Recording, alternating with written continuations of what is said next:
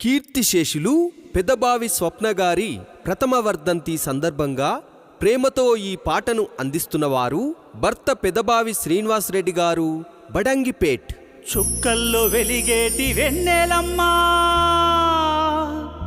పెదబావి స్వప్నక్క ఏది మరి, ఒక్కసారి రమ్మను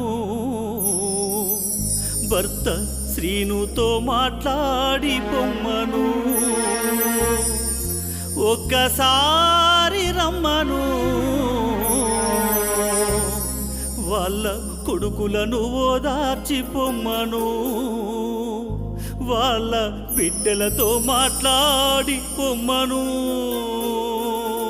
అయ్యో